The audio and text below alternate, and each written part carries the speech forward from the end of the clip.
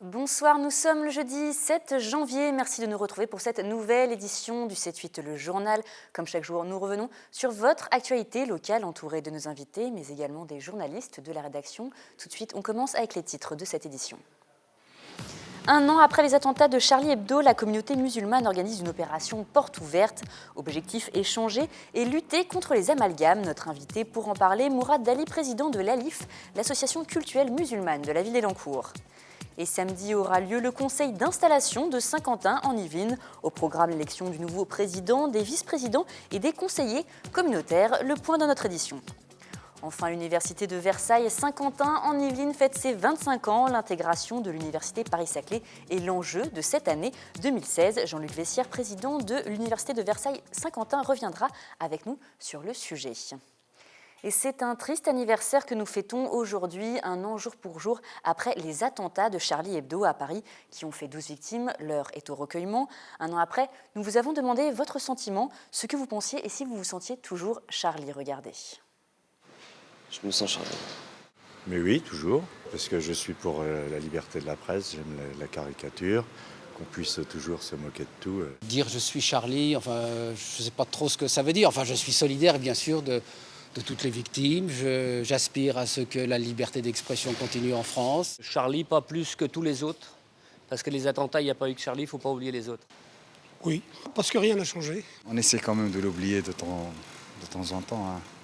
C'était pas évident, mais heureusement que l'oubli, c'est pas une insulte pour le passé, mais c'est une menace pour l'avenir, comme on dit.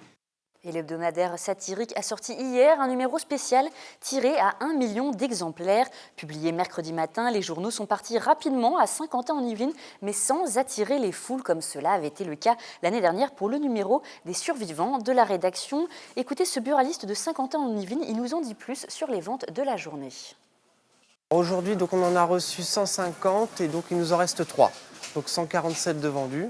Bon, c'est vrai que par rapport à l'année dernière, on en avait eu 300, il me semble, le mercredi d'après. Donc bon, c'est beaucoup moins, mais il y a quand même encore un engouement pour Charlie Hebdo. Je crois que ça a été retiré qu'à 1 million d'exemplaires pour la France et je ne suis pas sûr qu'on puisse être livré. Tous les mercredis, donc avant les attentats de l'année dernière, on en recevait 3 ou 4 par semaine. Donc là, c'est vrai qu'on en a une vingtaine. On en retourne à peu près 3, donc on en vend 17. Donc oui, pour le moment, les gens continuent à acheter Charlie Hebdo.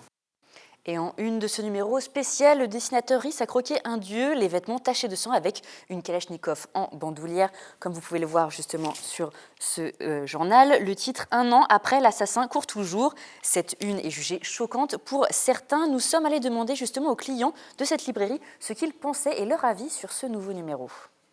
J'ai acheté ce numéro aujourd'hui parce que c'est se faire honneur aux victimes. J'ai acheté celui du 6 l'année dernière et du coup je pense que je vais acheter chaque année. C'est vraiment choquant ce qu'ils ont mis la première page. Voilà, ils vont un peu loin, quoi. Ça va un peu loin. Je ne suis pas forcément d'accord, on peut ne pas être d'accord, mais je crois qu'il faut respecter, c'est la liberté d'expression avant tout, et je trouve que leur ligne est très bien. Ils sont très courageux, et je les félicite pour qu'ils continuent longtemps. C'est un spécial anniversaire et que c'est un moyen de se remémorer un peu qu'il y a un an, il y a eu des événements tragiques et qu'il faut garder l'humour malgré tous ces événements tragiques. Et de notre entretien de ce soir, nous recevons Mourad Dali. Bonsoir. Bonsoir. Vous êtes le président de l'ALIF, l'association cultuelle musulmane de la ville d'Elancourt. Alors après justement cette une de Charlie Hebdo et la réaction de ces libraires, est-ce que je peux vous demander votre sentiment justement, si vous avez un avis, est-ce que vous pensez justement de cette une qui a choqué certains? D'accord. Juste avant, en fait, je suis président de ALIF, donc l'association ALIF, et c'est une des associations cultuelles de la ville, il y en a d'autres. Alors, sur cette une, j'ai un peu le même avis que certaines personnes. On parle beaucoup de liberté d'expression. Dans liberté d'expression, il y a liberté. Et la liberté, c'est aussi la liberté d'être d'accord ou pas d'accord avec ce que fait cet hebdomadaire. Très sincèrement, ce n'est pas un hebdomadaire que je lisais ou que j'affectionnais particulièrement déjà par le passé. Et je pense que ça a été prouvé aussi par le fait qu'avant les tristes événements de l'année dernière, ils étaient au bord de la faillite. Donc il y avait très peu de lecteurs. Je fais partie de ceux qui n'appréciaient pas spécialement ce qu'ils faisaient.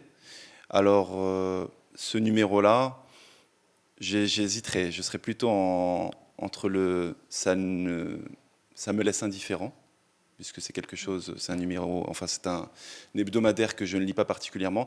Et on va dire que le cheval de bataille de la provocation, c'est quand même ce qu'ils appliquent depuis un certain temps. Donc, pas plus que ça. Et vous respectez l'engagement et justement... Ah bah, ils ont le droit. Ils ont le droit de faire ce qu'ils veulent et on a le droit d'être d'accord ou pas d'accord. Justement, après les attentats donc, de Paris, aussi de Charlie Hebdo, la communauté musulmane française a été la cible d'amalgames et aussi d'accidents racistes. Elle a décidé de réagir et organise ce week-end des portes ouvertes dans ces lieux de culte. C'est également pour le cas. Alors ce week-end, vous avez décidé de faire cette opération qui a lieu partout en France et aussi à Elancourt. Comment est venue cette initiative ?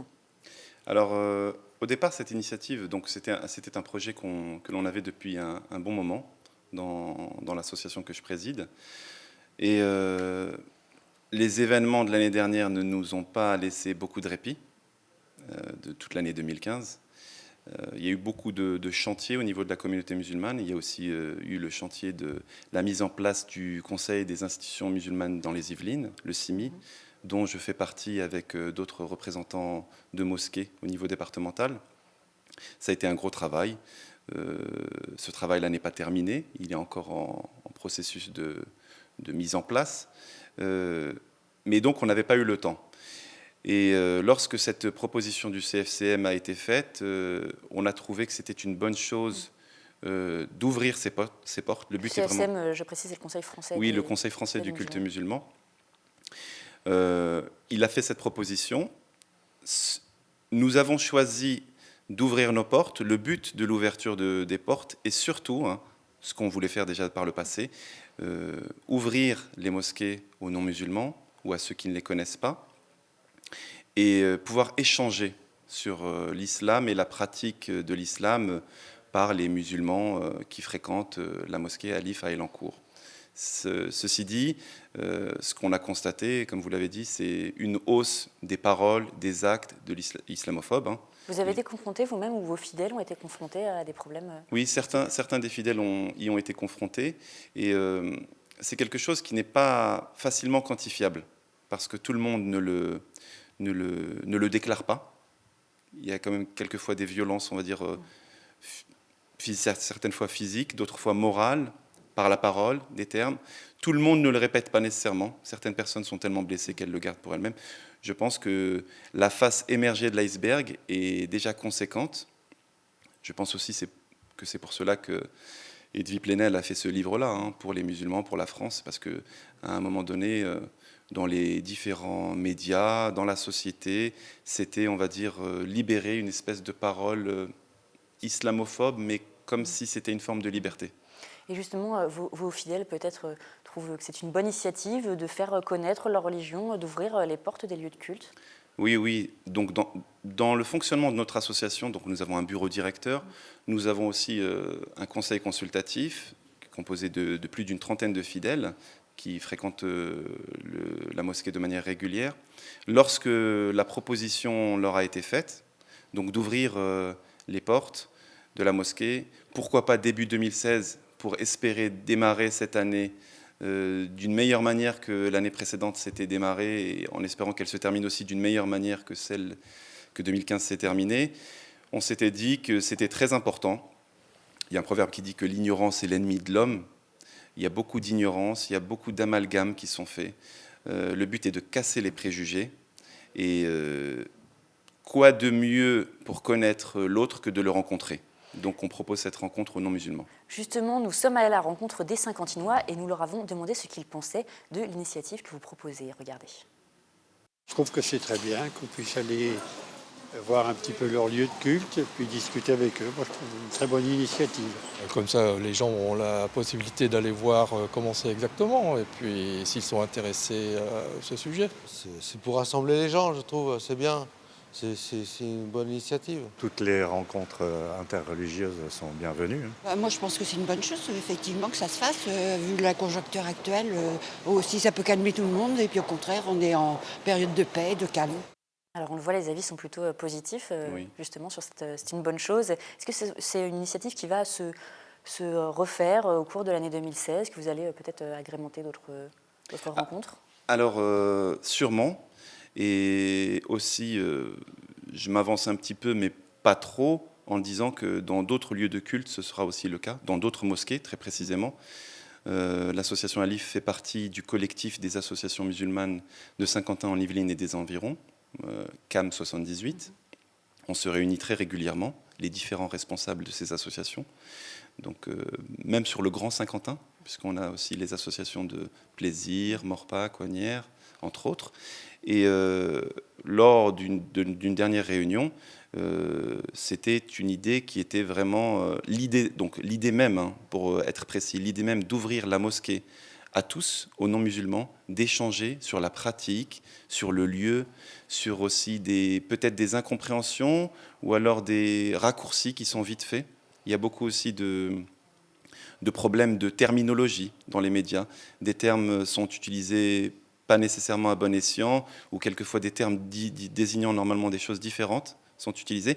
Et peut-être que ce sera le moment justement de clarifier tout cela, d'échanger donc avec tous les non-musulmans, les chrétiens, juifs, autres religions et les gens qui ne croient pas. Voilà. Merci beaucoup Mourad Dali. Alors je le rappelle, voilà, c'est tout le week-end de 14h à 18h où les gens sont bienvenus donc à la mosquée. Est-ce que vous pouvez rappeler l'adresse justement si Oui, voilà. Donc c'est samedi ce week-end, donc samedi 9 janvier et dimanche 10 janvier, de 14h à 18h. La mosquée se situe sur l'allée des Bourreliers, qui elle-même se situe dans la zone artisanale des 4 arbres à Elancourt. Il y aura d'autres initiatives qui seront organisées le week-end prochain et peut-être le week-end d'après par d'autres mosquées. Merci beaucoup d'être venu en plateau et d'avoir répondu à nos questions. Merci de votre invitation. La nouvelle agglomération de Saint-Quentin en Yvelines verra officiellement le jour samedi matin. Les élus se réuniront à 10h dans les locaux installés à Trappes. Ils seront dorénavant 75 pour représenter 12 communes. Le point avec Wilfried Réchy. Une étape historique, samedi matin, Saint-Quentin en Yvelines verra le jour et il ne sera plus question de parler de la CASCI, la communauté d'agglomération. Mais au-delà de ce léger changement de nom, c'est un changement structurel qui va s'opérer. De 7 à 12 communes, de 146 000 à 230 000 habitants, mais surtout de 48 à 75 élus. 75 délégués répartis en fonction de l'importance démographique de leur ville qui voteront les délibérations autour de plusieurs compétences obligatoires, développement économique, collecte des ordures ménagères, voirie ou bien équipements sportifs et culturels. Dans l'immédiat, pas de changement majeur à attendre pour les habitants au quotidien, c'est dans les prochains mois que s'organisera par exemple une harmonisation de l'offre des transports ou encore des médiathèques. Sur le plan politique, la mise en place de cette agglomération élargie se fait dans un climat tendu. Jusqu'à présent, l'opposition disposait de 4 vice-présidences. Ce ne sera plus le cas. Au regard des tensions récurrentes, la majorité de droite et du centre a choisi, comme lui permet la loi, de conserver l'ensemble de ses postes. L'opposition socialiste craint de ne plus être associée aux grandes décisions. La réunion de samedi matin devrait être agitée. Toujours du côté de l'exécutif, on notera que la présidence devrait être conservée sans surprise par Michel Laugier, maire d'hiver droite de Montigny-le-Bretonneux.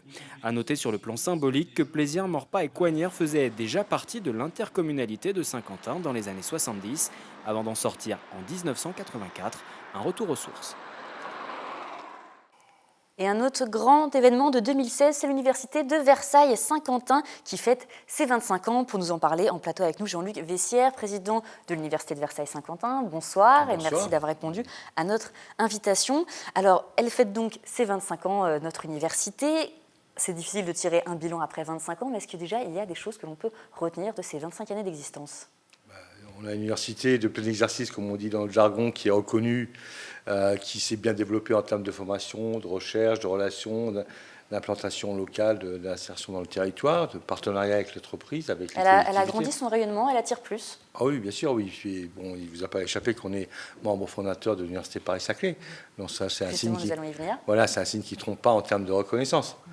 Donc c'est un ensemble complexe et rayonnant où on a notre place. Donc, justement, les années précédentes, vous avez été confronté à des problèmes budgétaires. Qu'en est-il de la situation aujourd'hui ? Est-ce que la situation est assainie ? Oui, tout à fait. Donc on a assaini un petit peu la situation. Donc on a des bases plus saines, donc en conséquence, pour pouvoir avoir une nouvelle dynamique. Donc cela étant, on a effectivement fait, enfin avec la communauté, hein, c'est pas moi qui tout fait, c'est la communauté qui a accepté de certains sacrifices, certaines restrictions pour rétablir l'équilibre budgétaire. Mais cela étant, l'université ne s'est pas endormie pendant ce temps, hein, donc les projets ont continué quand même à émerger. L'activité a plutôt cru, augmenté, autrement dit, en termes de recherche, par exemple, ou même de formation. Et là, on a donc la possibilité d'aller de l'avant, et notamment par rapport à la problématique Saclay, où on a la nécessité de pouvoir nous différencier, de trouver notre place et de briller dans ce complexe. Alors justement, 2016, l'enjeu, c'est bien évidemment le fait de rejoindre l'université Paris-Saclay. Est-ce qu'on sait déjà ce que ça va changer pour les étudiants? Est-ce qu'il y a des impacts qui vont arriver très vite, là, début d'année? Ah oui, donc puisque déjà les choses sont mises en place dès la rentrée, c'est-à-dire en septembre 2015, oui, puisque nous avons toute l'offre de formation doctorale qui est sous le chapeau, on va dire, mutualisé dans le cadre de Saclay. Nous avons à peu près les 2/3 des masters qui sont aussi mutualisés dans le cadre de Saclay. Et là, aujourd'hui, on travaille à l'horizon 2020 sur les licences. Voilà, donc, concrètement, oui, il se passe des choses déjà sur Saclay. Nos étudiants ont une carte d'étudiante avec marqué Paris-Saclay, mais toujours vers 550 en Yvelines, bien sûr. Voilà, donc, il se passe effectivement des choses et ça avance très vite. Alors, le pôle universitaire est immense, ça est vraiment un pôle d'excellence. Oui. Mais justement, cette mutualisation de 18 écoles d'université ne se fait pas sans douleur. Voilà. Il y a des difficultés qui sont en cours, justement. Voilà, c'est bon. Alors, on est dans une phase d'apaisement, mais vous avez pu noter qu'avant Noël, c'était un petit peu tendu, puisqu'il y avait une date un petit peu butoir. Le 22 décembre, il fallait remettre un rapport par rapport au financement. Je ne vais pas rentrer dans les détails, avec une prospective qui posait quelques problèmes à certains établissements. Concernant le modèle de gouvernance, justement. Voilà, après le modèle d'intégration, comment la marque, etc. Donc ça posait quelques soucis, on va dire, un peu techniques, pour faire simple. Bon, finalement, l'intervention de l'État, c'est-à-dire du président de la République et du Premier ministre, ont permis de rendre... que raison soit gardée. Alors, il y aura bien 18 établissements, non voilà, pas 14. Voilà, donc là, on a 18 établissements qui avons signé sur la prospective d'intégration à moyen terme. Donc, raisonnablement, on se donne un peu de temps pour avancer, puisque c'est quand même un objet très compliqué, avec des écoles, des universités, des organismes de recherche qui relèvent de ministères différents, de la défense, de l'enseignement supérieur. Donc, je pense quand même qu'on a fait quand même une bonne part du chemin, et puis il faut prendre le temps d'avancer. Comme dit souvent un collègue, la fameuse école polytechnique de Lausanne a mis 50 ans pour se construire. Donc nous, on est à 3 ans. Donc voilà, il faut aussi être Donc le projet se fera, il n'y aura pas d'inquiétude à avoir. Non, moi je suis plutôt optimiste. Après, il faut prendre un peu de temps. Ça ne va pas se faire en 4 ans. Voilà. C'est très bien. Donc c'est quand même un projet très ambitieux.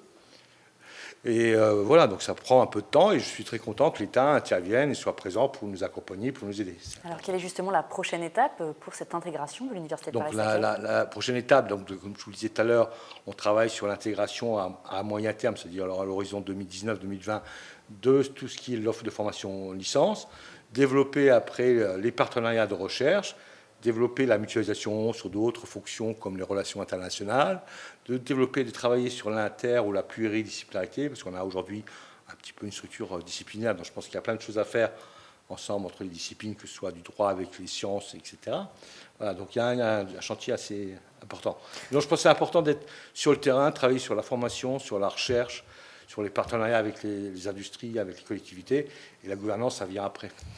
Enfin, une dernière question avant de nous quitter. Est-ce qu'il y a des initiatives exceptionnelles qui sont prévues pour les 25 ans de notre université? Voilà, donc on est en train de réfléchir, effectivement, exceptionnel, je ne sais pas si c'est exceptionnel, mais on essaie effectivement de marquer ces 25 ans qui devraient arriver au printemps 2016. Donc on est en train de réfléchir sur des initiatives pour mettre en valeur donc les missions de l'université, que ce soit en recherche, la formation, mais également les initiatives étudiantes. Donc là, on est en train de construire des événements sur l'année 2016.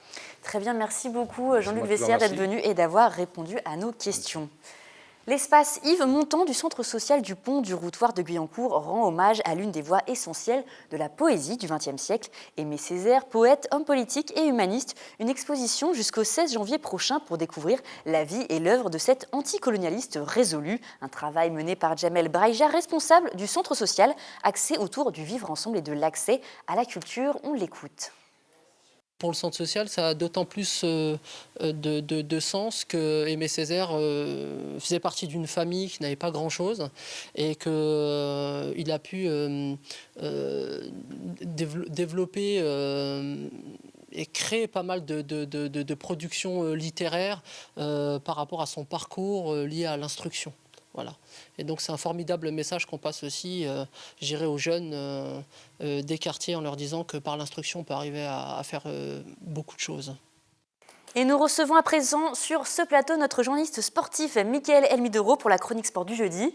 La première de l'année. Bonsoir Florane. Bonsoir Mickaël, je vous souhaite une bonne année. Est-ce que Bonne vous avez année à passé vous aussi. Merci, vous avez passé de bonnes fêtes? Évidemment. Placé sous le signe du sport, évidemment, comme d'habitude. Bien évidemment. Alors quel sera le thème de votre première chronique de l'année 2016? Aujourd'hui, coup de projecteur sur l'Euro de football 2016. La compétition sera organisée en France du 10 juin au 10 juillet. Le département des Yvelines va servir de camp de base à 3 équipes nationales. L'équipe de France sera installée à Clairefontaine. L'équipe de Russie sera à Croissy-sur-Seine. Et les Irlandais, emmenés par l'intenable attaquant Robbie Keane, seront à Versailles.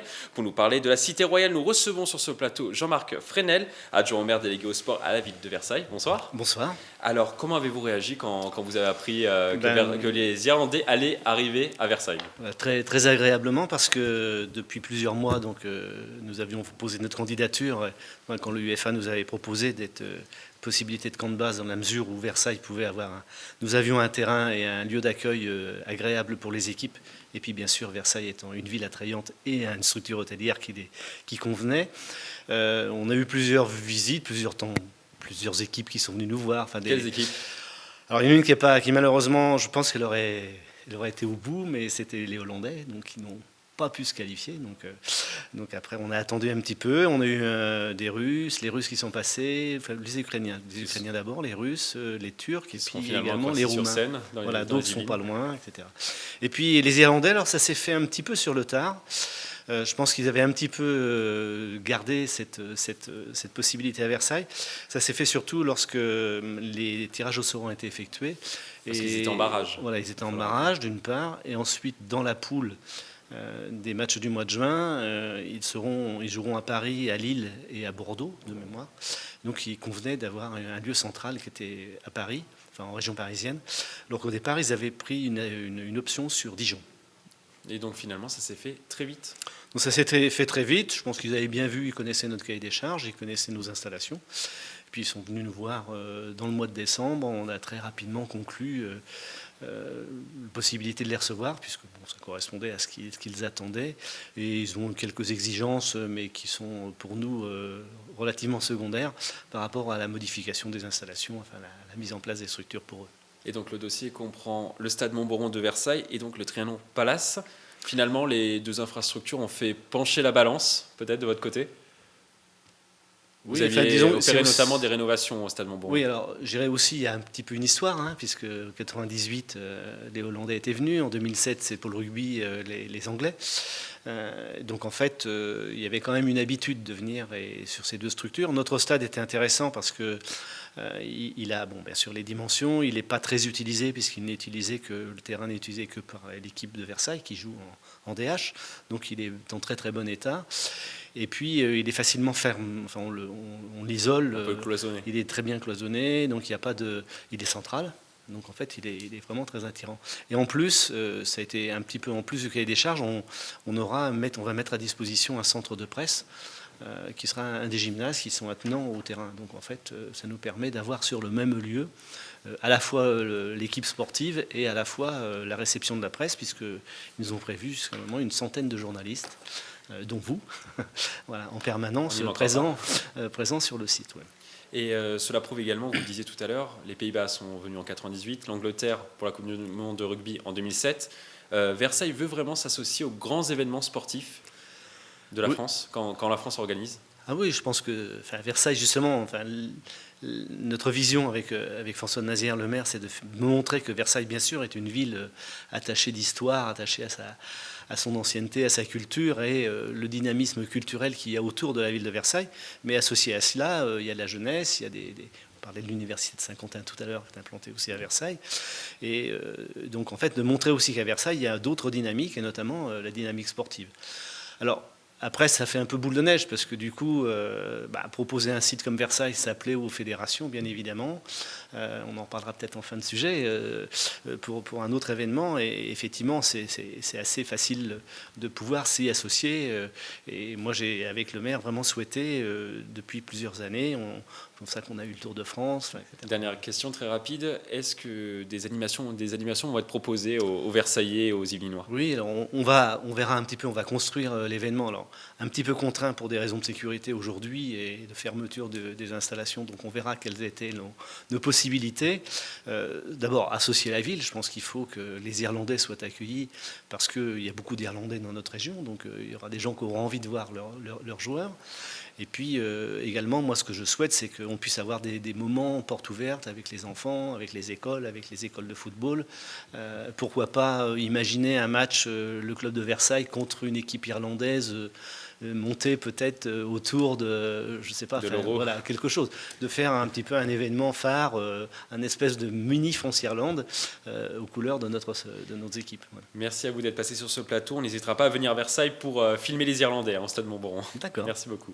On passe maintenant à l'agenda sport du week-end. On commence par du tennis direction La Verrière. Les 2 cours couverts du parc Philippe Cousteau de La Verrière vont accueillir à partir de ce samedi plus de 140 joueurs amateurs et classés à l'occasion de l'Open de tennis de la ville.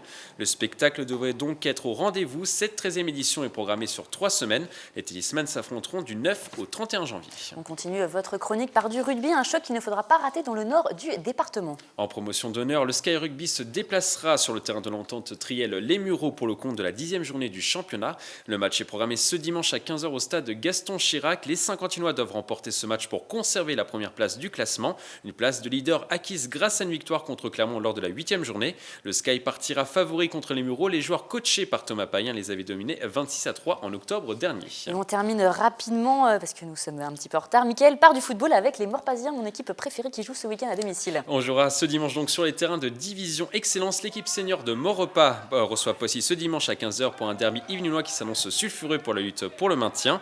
Avec une victoire contre Poissy, Maurepas pourrait s'emparer de la 6e place du classement. Les supporters sont évidemment invités à les soutenir. Vous êtes maintenant incollables sur les rendez-vous du week-end, Florane. Merci beaucoup, Mickaël. C'est la fin de cette édition. Merci de nous avoir suivis. Alors restez avec nous car bientôt vous avez rendez-vous avec Mickaël Elmidero pour son talk show Si on parlait sport, entouré de ses chroniqueurs. Alors il sera question de la qualification de Mantes en 16e de finale de Coupe de France, du jeune prodige de cartes William Bertrand, originaire du Chesnay. Également, demain, vous retrouvez Wilfried Réchy pour l'essentiel de l'actu du vendredi. Quant à moi, je vous retrouve lundi. Je vous souhaite donc un très bon week-end et une bonne soirée.